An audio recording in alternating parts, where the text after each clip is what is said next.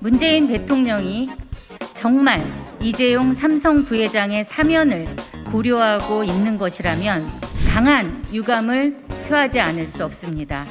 어제 문재인 대통령과 4대 그룹 총수와의 간담회는 이재용 부회장 사면을 예고하는 자리나 다름없었습니다. 4대 그룹 대표들은 이 부회장의 사면을 건의하고 문재인 대통령은 공감하는 국민들이 많다라고 발언했습니다. 이 부회장은 경영권 승계를 위해 회사 돈 86억 원을 횡령해 국정농단에 가담한 명백한 경제사범입니다. 문재인 대통령은 4년 전 취임 당시 뇌물, 알선 수재, 알선 수뢰, 배임, 횡령 등 5대 중대 부패 범죄는 사면하지 않겠다는 약속을 스스로 뒤집는 것입니다. 이재용 부회장의 부친인 고 이건희 회장은 조세 포탈과 배임으로 징역 3년, 집행유예 5년이 선고됐지만 평창 동계올림픽 유치를 이유로 2010년 138일 만에 특별 사면됐습니다. 이재용 부회장에 대한 특별 사면은 대를 이은 세습 사면이며 법 앞에 만인이 평등하다는 법치국가 대한민국을 법 앞에 만 명만 평등한 특권 국가로 만들 것입니다. 또한 이 정부가 공언해온 검찰 개혁의 근거를 스스로 허무는 것입니다.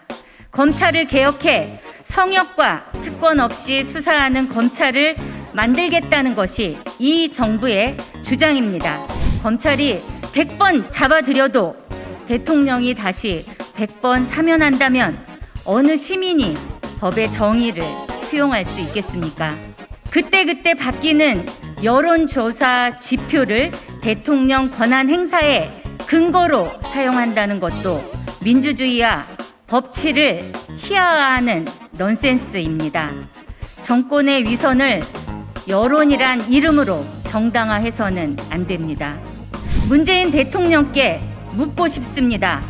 국가폭력을 당하고도 국가로부터 26억 원의 손해배상을 청구받은 쌍용 자동차 노동자들의 고통은 여전히 진행형입니다.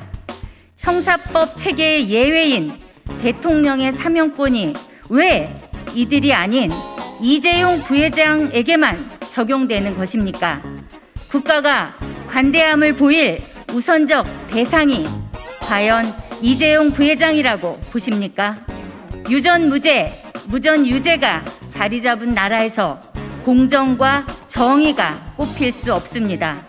이것은 결코 대통령이 말해왔던 나라다운 나라의 모습이 아닙니다. 대통령이 먼저 걱정해야 할 이들이 누구인지 현명한 판단이 있길 바랍니다.